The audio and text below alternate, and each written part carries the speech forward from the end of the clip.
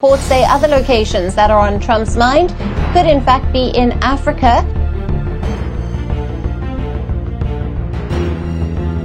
የጋዛ ፍልስጤማውያን ኢትዮጵያ አጠገብ ሊሰፍሩ ነውን? ጋዛን ከአሜሪካ ያላስጣለው የግብጽ ፕሮፖዛል የት ደረሰ?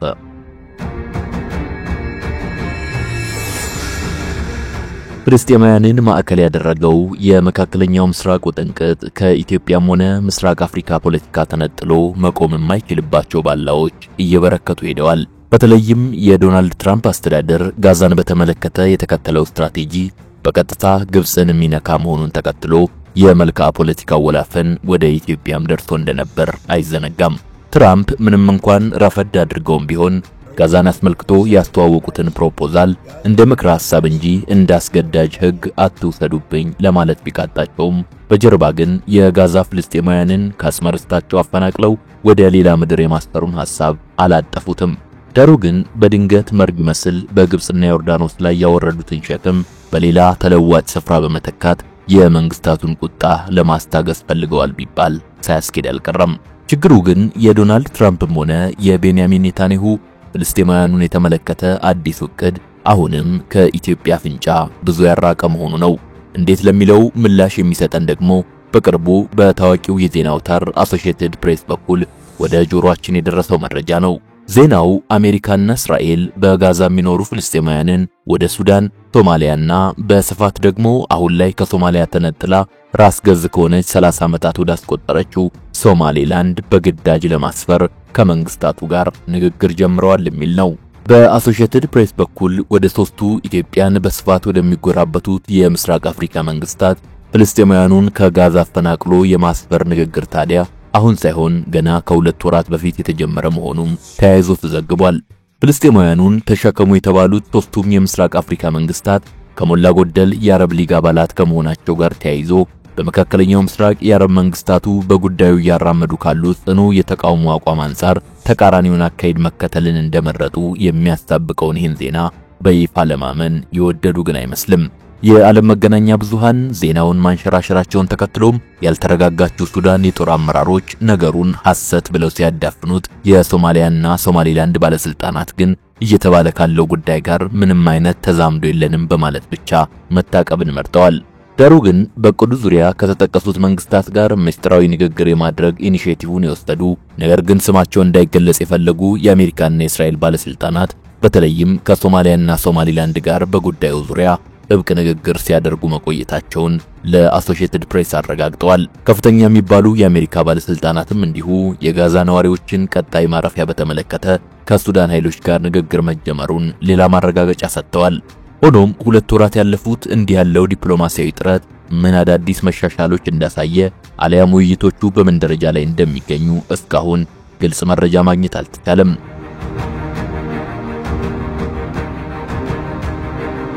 እንደሚታወቀው የአሜሪካው ፕሬዝዳንት ዶናልድ ትራምፕ ፍልስጤማውያንን በግዳጅ አፈናቅሎ የጋዛ ሰርጥን የመቆጣጠር ትልም ሐሳባቸው ዌስት ባንክን ጨምሮ በመላው ዓለም ባሉ ፍልስጤማውያንም ሆነ በመካከለኛው ምስራቅ ሀገራት ዘንድ ሙሉ በሙሉ ውድቅ ከመደረግ አልፎ እቅዱ በግልጽ የዘር ማጽዳት መሆኑ በስፋት ሲነገር ቆይቷል።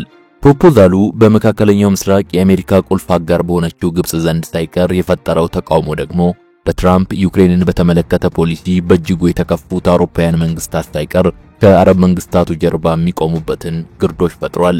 እንግዲህ ትራምፕና ኔታንያሁ ነገሩን ሰፋ አድርገው ግብጽ ተከሻይን ያጎብጠዋል ያለችውን ፕሮፖዛል ወደ 3 የምስራቅ አፍሪካ ግዛቶች ለማስፋት እንቅስቃሴ ውስጥ የገቡትም ከዚህ በኋላ ነው ሊባል ይችላል። ጥያቄው አዲሱ ዕቅድ በእርግጥም ሊሳካ የሚችል ዕቅድ ነው ወይ የሚለው ነው። በዶሃ የድህረ ምረቃ ጥናት ተቋም ተባባሪ ፕሮፌሰሩ ጣመር ቀርሙት ለአልጀዚራ ቴሌቪዥን እንደተናገሩት ከሆነ የፍልስጤማውያን በግዳጅ መፈናቀል አሁንም መጣስ የሌለበት ቀይ መስመር መሆኑን ያነሱና ከምንም በላይ ግን በዓለም ዙሪያ ያሉ አብዛኞቹ የቅኝ ግዛትን መራራ ጣዕም የቀመሱ ሀገራትና መንግስታት ይህንን ከቅኝ ግዛትም የከፋ ያሉትን ዕቅድ የማስቆም ሸክሙ ወርዶባቸዋል ይላሉ። በእነኚህ ሁኔታዎች ዙሪያ ዓለም ከእስራኤል ጋር መተባበር የለበትም። በተለይም ፍልስጤማውያኑን ማፈናቀል የሚፈለገው ወደ አፍሪካ ሀገራት ከመሆኑ አንፃር አብዛኞቹ የአፍሪካ መንግስታት እንዲህ ያለውን እንቅስቃሴ የቅኝ ግዛት ውርስ አድርገው በመፈረጅ የቀደመው ትግላቸው አካል አድርገው ሊከላከሉት ይገባል ይላሉ። መረጃዎች እንደሚጠቁሙት ከሆነ ግን እነኚህን ፍልስጤማውያን ሰፋሪዎች ለመቀበል እጃቸውን ለሚዘረጉት የተጠቀሱት የምስራቅ አፍሪካ መንግስታት አሜሪካና እስራኤል ያዘጋጁት ዳረጎት ከሚገመተውም በላይ ዳጎስ ያለ ነው። ከገንዘብና ዲፕሎማሲ ድጋፍ ጀምሮ መንግስታቱ ጠንካራ የመከላከያና የደህንነት አቅም ኖሯቸው የከባቢው መልህቅ እንዲሆኑ ትልልቅ ድጋፎች ለማድረግ ካሁኑ እጅ መንሻ እያቀረቡ ነው። ይህም ሆኖ እንዲህ ያለው የአሜሪካውያኑና የእስራኤላውያኑ ዕቅድ ከሶማሊያና ሱዳን ይልቅ ስሙር የሚሆንበት እድል ሰፊ የሚመስለው በሶማሊላንድ በኩል ይመስላል። በሂደቱ የተሳተፈ አንድ የአሜሪካ ባለስልጣን ለአሶሺየትድ ፕሬስ እንዳረጋገጠውም በተለይም አሜሪካ የሶማሊላንድ አስተዳደር እነኚህን የፍልስጤም ሰፋሪዎች ተቀብሎ የሚያስተናግድ ከሆነ 33 ዓመታት ያህል ሀገር የመሆን ዕውቅና እንደ ውሃ ጠምቷት ለኖረችው ግዛት የምስራች ለማለት ዝግጅቱን አጠናቋል ይላል። ለዚህም ሲባል ዋሽንግተን ከሀርጌሳ ባለስልጣናት ጋር በዝግ ውይይት እያደረገች መሆኑንም ባለስልጣኑ አረጋግጠዋል። በዚህ ረገድ አዲሱ የሶማሊላንድ ፕሬዝዳንት አብዱራህማን መሐመድ አብዱላሂም ቢሆኑ ባሳለፍነው የፈረንጆቹ ዓመት በተካሄደው ምርጫ አሸንፈው ወደ ስልጣን ከመጡባቸው ምክንያቶች ዋነኛው ከ3 ሚሊዮን በላይ ህዝብ ያላትን ሶማሊላንድ በአጭር ጊዜ ውስጥ ዕውቅና እንድታገኝ ያልተሄደባቸውን መንገዶች አሟጦ ለመሄድ ቃል መግባታቸው መሆኑ በአሜሪካና እስራኤል በኩል የቀረበውን ዕቅድ ላይቀበሉ የሚችሉበት እድል ሰፊ ነው ማለት አይቻልም። ለዚህም ይመስላል ነገሩ እውነት ወደ መሆን እየቀረበ መሄዱን ተከትሎ ከሰሞኑን ሶማሊያ ስትራቴጂያዊ የአየር ማረፊያዎቿንና ወደቦቿን አሜሪካ በብቸኝነት እንድትቆጣጠር ሐሳብ የማቅረቧ ዜና ወደፊት የመጣው።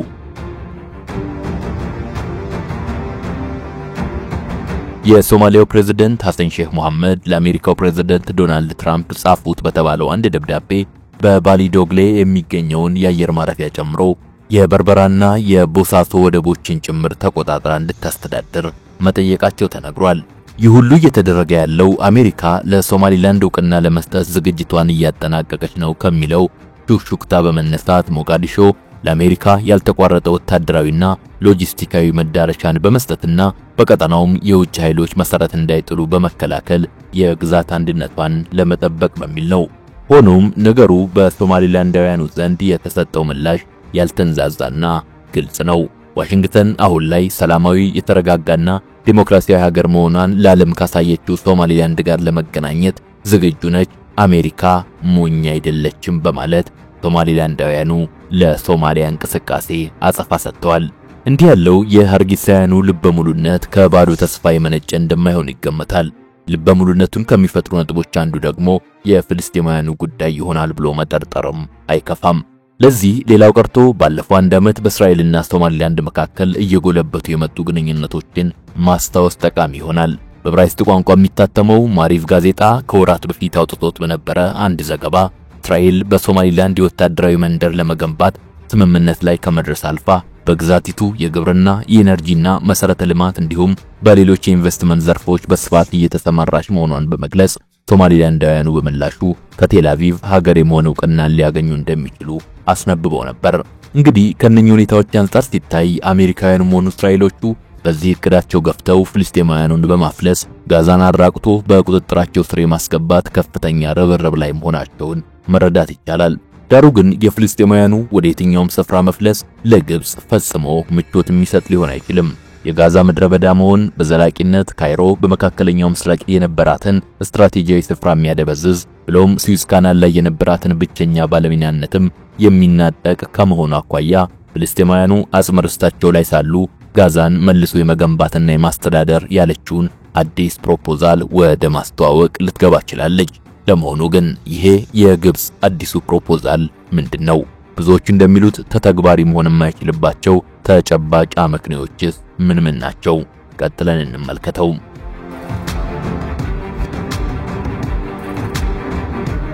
አዲሱ የግብጽ ጋዛን መልሶ የመገንባትና የማስተዳደር ፕሮፖዛል ከኦክቶበር 7 ቀን 2023 ጀምሮ በስፍራው ለተፈጠረው ቀውስ አስቸኳይ ጣልቃ ገብ መፍትሄ ተደርጎ ጉዳዩ ለሚመለከታቸው የአሜሪካና እስራኤል መንግስታት ቀርቧል። ይሄ በአረብ መንግስታት በእስላማዊ ትብብር ድርጅትና በበርካታ የአውሮፓ መንግስታት ድጋፍ የተቸረው ፕሮፖዛል ግን ለጋዛ ምስኪኖች ሰብአዊነትን ብቸኛ ምክንያቱ አድርጎ የረቀቀ ነው ሊባል አይችልም። ከዚያ ይልቅ በፕሬዝዳንት ዶናልድ ትራምፕ በኩል ጠንካራ ግፊት እየተደረገበት ያለውን ጋዛን የተመለከተውን ፍልስጤማውያኑን የማፍለስ ፍላጎት ለማስጣል ያለመ ጂኦፖለቲካዊ ፍላጎት የወለደው ነው ቢባል ያስኬዳል። እንደሚታወቀው ላለፉት በርካታ ወራት የአካባቢው የአረብ መንግስታት የፍልስጤማውያኑ ሀገር አልባነት አብይ ጉዳይ መፍትሄ ያገኝ በሚለው ነጥብ ላይ የሰጡት ትኩረት ጋዛን ዳግም በመገንባትና በማስተዳደር ሚና ውስጥ ተገቢውን መፍትሄ በጊዜ እንዳይወልዱ ባተል ያድርጓቸው ቆይቷል። ሆኖም ዶናልድ ትራምፕና ቤንያሚን ኔታንያሁ በድንገት ይፋ ያደረጉት ጋዛን የተመለከተው ያልጠበቁት እቅድ ከረፈደም ቢሆን አረባውያኑ ጋዛውያኑ ከምድራቸው ሳይነቀሉ አካባቢው የሚገነባበትና የሚተዳደርበትን መላ ፍለጋ እንዲሯሯጡ ያስገድዳቸው ይመስላል። እናም በቅርቡ የአረብ ሊግ አባላት ከጀርባ የመከሩበት ግን ደግሞ የግብጽ ነው የተባለው አዲሱ ፕሮፖዛል ይፋ ሊሆን በቅቷል። ፕሮፖዛሉ በ53 ቢሊዮን ዶላር አጠቃላይ የመልሶ ግንባታ ስራው በመጀመሪያዎቹ 6 ወራት እንዲጀመር የሚያዝ ሲሆን አስተዳደሩም ቴክኖክራቶችን ባቀፈ ኮሚቴ እንዲመራ የሚመክር ነው። ከ6 ወራት በኋላ ግን የጋዛ አስተዳደር ጉዳይ በቀጥታ ዌስት ባንክን ወደሚያስተዳድረው የፍልስጤም አስተዳደር እንዲሸጋገር ይጠይቃል። ይህንን የግብጽ ፕሮፖዛል ተግባራዊ ለማድረግ ግን ተግዳሮት የሚሆኑ በርከት ያሉ መሰረታዊ ነጥቦች መኖራቸው ነው በመገለጽ ላይ የሚገኘው። የተወሰኑትን እንመልከት። የመጀመሪያው የእስራኤሉ ጠቅላይ ሚኒስትር ቤንያሚን ኔታንያሁ እንቅፋት ሆኖ መቆም ነው። እንደሚታወቀው ኔታንያሁ የፍልስጤም አስተዳደር በጋዛ ውስጥ ሊኖረው ይገባል የሚባለውን ማንኛውም አይነት ሚና በጽኑ ይቃወማል። እንዲህ ያለው አቋሙም ስትራቴጂያዊ ግቦችን መሰረት ያደረገ ነው። አንዱና ዋነኛው የፍልስጤም አስተዳደር ጋዛን እንዲያስተዳድር መፍቀድ በጋዛና በዌስት ባንክ መካከል አንዳች የጂኦፖለቲካዊ አንድነት እንዲፈጠር በር ይከፍታል ከሚል እሳቤ በመነሳት ሲሆን ይህም የፍልስጤምን ሀገር ለመመስረት በሚደረገው ሙከራ የፍልስጤማውያኑን የመደራደር አቅም ለማሳደግ ተጨማሪ ጡብ ተደርጎ ይወሰዳል። ላለፉት በርከት ያሉ 10 ዓመታት እንደታየው ኔታንያሁና የእስራኤል ፖለቲካዊ መዋቅር ወደ ፍልስጤም የራስን ዕድል በራስ የመወሰን ሊያመራ የሚችል ማንኛውም አይነት ሁኔታን ለመከላከል አያሌ ተግባራት ሲያከናውኑ ቆይተዋል።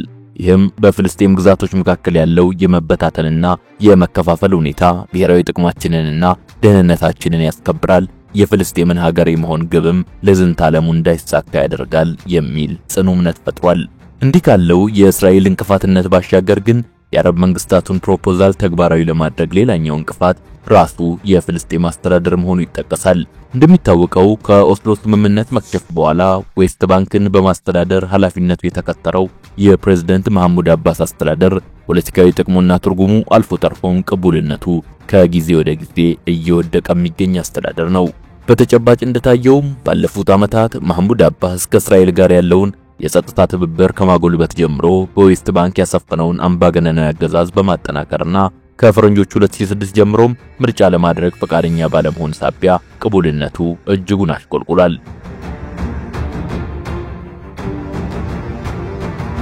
ይሄው የፍልስጤም አስተዳደር እስራኤል በዌስት ባንክ የምታካሄደውን ወረራና የዘረጋችውን አፓርታይድ መሰል ስርዓት ተባባሪ እስኪመስል ድረስ የተከተለው ዝምታም አሁን ላይ እንኳንስ በጋዛ በዌስት ባንክ ያሉ ፍልስጤማውያንን ደህንነት የሚያስከብር ገለልተኛ አስተዳደር ተደርጎ የሚታይበት ቁመና ነጥፏል። በአጭር አነጋገር አስተዳደሩ የፍልስጤማውያንን መብት ለማስከበር በሚካሄድ ትግል ውስጥ ለብዙዎች የተስፋ ሳይሆን ተስፋ የመቁረጥ ምክንያት ወደ መሆን ደርሷል ቢባል ያስኬዳል። የአባስ አስተዳደር ይባስ ብሎም በስልጣን በቆየባት እያንዳንዱ ዕለት በሚያስደነግጥ ሁኔታ የእስራኤልን የዘር ማሳሳት ፖሊሲዎች የሚቃወሙና ይህንንም አጥብቀው የሚታገሉ በአስተዳደሩ ውስጥ ያሉ ማህበራዊ አንቂዎች ላይ አልፎ ተርፎም ከፓርቲው የተነጠሉ አንጃዎች ላይ አፈናና ጭቆናን ወደ መዘርጋት ተሸጋግሯል። እንዲህ ያለው የፍልስጤም አስተዳደር ውድቀት ባለፉት 16 ወራት እስራኤል በጋዛና ዌስት ባንክ በተከተለችው ፖሊሲ በግላጭ ታይቷል። መሐሙድ አባስ ባለፈው 1 ዓመት ከ3 ወሩ የፍልስጤማውያንን ለህልውና የሚደረግ ተጋድሎ ለማፋፋም ከጫፍ ጫፍ በሚደረገው ጥረት በዝምታ ውሃ ከመቸለስ አንስቶ ንቅናቄዎቹም ጊዜ ያለፈባቸው መሆኑን በሚያንጸባርቅ መልኩ ሚናውን መለየቱ ለጋዛ እምነት የሚጣልበት አካል እንዳይሆን ያደርገዋል የሚለው የበርካታ ፍልስጤማውያን እምነት እንዲሆን ምክንያት ሆኗል። እዚህ ጋር ልብ መባል የሚገባው የመሐሙድ አባስ አስተዳደር ቅቡልነትና እምነት ያጣው በፍልስጤማውያኑ ዘንድ ብቻ አለመሆኑን ነው። እስራኤል፣ አሜሪካና በርከት ያሉ የአረብ መንግስታትን ጨምሮ አብዛኞቹ የአረብ ተዋንያን ይሄ ነው የሚባል ትርጉም አይሰጡም። ይህም የፍልስጤም አስተዳደር ለጋዛ ችግር ከመፍትሄነቱ ይልቅ የእንቅፋትነቱ ነገር ጎልቶ እንዲታይ አድርጎታል።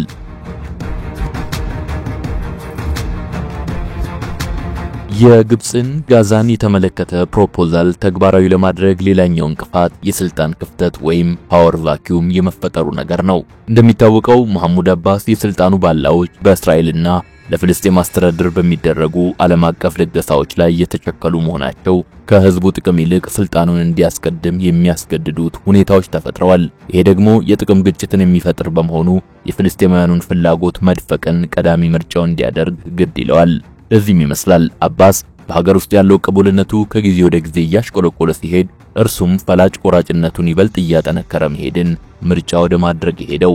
ለዚህ የቅርብ የሚባል ማሳያ ይጠቀስ ከተባለ በቅርቡ በሰሜን ዌስት ባንክ ከተማ በምትገኘው ጄኒን በሚገኙ የፍልስጤም ተቃዋሚ ቡድኖች ላይ የኃይል እርምጃ መውሰድ መጀመሩ ሊጠቀስ ይችላል። በተጨማሪም በእስራኤል ለታሰሩ ለተገደሉና ለቆሰሉ ፍልስጤማውያን ቤተሰቦች ይደረግ የነበረውን የገንዘብ ድጋፍም እስከናካቴው እንዲቀር ውሳኔ ያሳልፏል።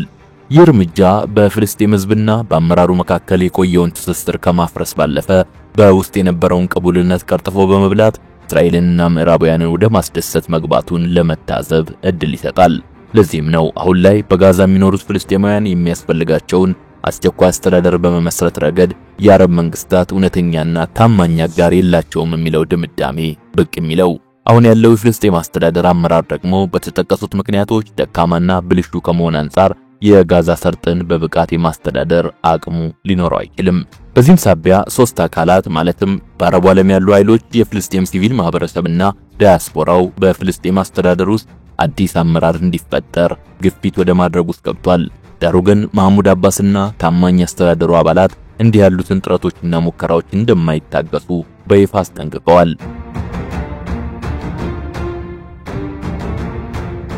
ባሳለፍነው ፌብሩዋሪ አጋማሽ በዶሃ ተካሂዶ በነበረው የፍልስጤም ብሔራዊ ኮንፈረንስ ላይም የፍልስጤም አስተዳደርን ወክለው መሳተፍ የሚገባቸው በቁጥር 33 የሚሆኑ ተወካዮች ከሀገር እንዳይወጡ መታገዳቸውም ከዚሁ ስጋት የመነጨ ነበር። ጉባኤው የፍልስጤም ነፃ አውጪ ድርጅት ወይም PLOን መንፈስ ዳግም ለማነቃቃትና በፍልስጤም አስተዳደር ውስጥም አንዳች የለውጥ ንቅናቄ ለማምጣት የሚዶለትበት ሊሆን ይችላል የሚለው ስጋት በስፋት መፍጠሩም በመገናኛ ብዙሃን ተዘግቦ ነበር። ከዚሁ ጎን ለጎን መሐሙድ አባስ ከአረብ መንግስታት የሚነሳበትን ተቃውሞ ለማስታገስ በሚል ለፋታህ አባላትና በተለይም ደግሞ አሁን ላይ በተባበሩት አረብ ኤሚሬትስ ለሚደገፈውና ድሮውንም በአቡዳቢ ላደረገው ተቀናቃኙ መሐመድ ዳህላ ምህረት ማድረጉንና ወደ ሀገሩም እንዲገባ መፍቀዱን በይፋ አስታውቋል። ምናልባትም የዳህላን በምህረት አዋጁ ምክንያት ወደ ፍልስጤም መመለስ በአባስ አስተዳደር አመራር ውስጥ አንዳች ለውጥ ሊኖር ስለመቻሉ አመላካች ተደርጎ ተወስዷል። ብዙዎች ግን ይህ መሆኑ ብቻውን የፍልስጤም አስተዳደርን እየጎዳ ያለውን የቅቡልነት ቀውስ ፈውስ ለመስጠት ያስችላል ተብሎ አይታመንም። ምክንያቱ ደግሞ አናቱ ላይ የሚደረግ ማንኛውም ግለሰባዊ ለውጥ አጠቃላይ ከሚፈለግ ስርዓታዊ ለውጥ ፍጹም የተለየ በመሆኑ ነው። መሐሙድ አባስን በመሐመድ ዳህላን መተካት ብቻውን ለሀገራዊ የግዛት አንድነትም ሆነ ለአዳዲስ የውክልና ስርዓት መስፈን ዋስትና አይሆንም። እንዲያውም ሌላው ስብስብ ችግር እንዲወለድና ከፍ ያለ የአስተዳደር ክፍተት ወይም ፓወር ቫኪዩም ተፈጥሮ የፍልስጤማውያኑን ህልውና ወደ ባሰ ሁኔታ ሊወስደው ይችላል የሚለው የበርካታ ፍልስጤማውያን ልሂቃን እምነት ነው። በአጠቃላይ አዲሱ ጋዛን መልሶ የመገንባት ፕሮፖዛል በጥበብ ከተመራ የመሐሙድ አባስን በፍልስጤም ፖለቲካ ላይ የተሰካ ፖለቲካዊ አንገት ከመቀንጠስ ጀምሮ ለተሻለ የፍልስጤም ብሔራዊ ንቅናቄ መፈጠር ትልቅ መሰረት ለመጣል እድል ሰጪ መሆኑ በብዙ የነገሩ ቅርብ ታዛቢዎች ይታመንበታል። በተለይም የአረብ መንግስታት የኔታንያሁን እልህኝነት፣ የአባስን የግል ጥቅም ማሳደድና እንደ ፍልስጤም ውስጣዊ ክፍፍል ያሉ ፈንጂዎችን በትክክል ማምከን ከቻሉ ጋዛ የምትረጋጋበትና ራስ ገዞና የምትቀጥልበትን እድል ሊያሰፉ ይችላሉ። ሆኖም ግን አባስና በዙሪያ ያሉ ባለስልጣናት እንዲህ ያለውን ሙከራና ጥረት አክሽፈው ሁሉንም ነገር በቁጥጥራቸው ስር ማድረግ ከቻሉ አጠቃላይ ሂደቱ በፍጥነት ወደ ውድቀት በማምራት በፍልስጤማውያኑ ዘንድ ሊኖር የሚፈለገው አንድነትና እርቅም ከሽፎ ነገሮች በእስራኤል የበላይነትና በፍልስጤማውያኑ የባሰ መሰነጣጠቅ ሊደመደም ይችላል። ይሄ ደግሞ ዞሮ ዞሮ ጦሱ ፍልስጤማውያኑን ቀደም ብለን እንደጠቀስነው ወደ ምስራቅ አፍሪካ በማፍለስ ሊደመደም ይችላል። አበቃን።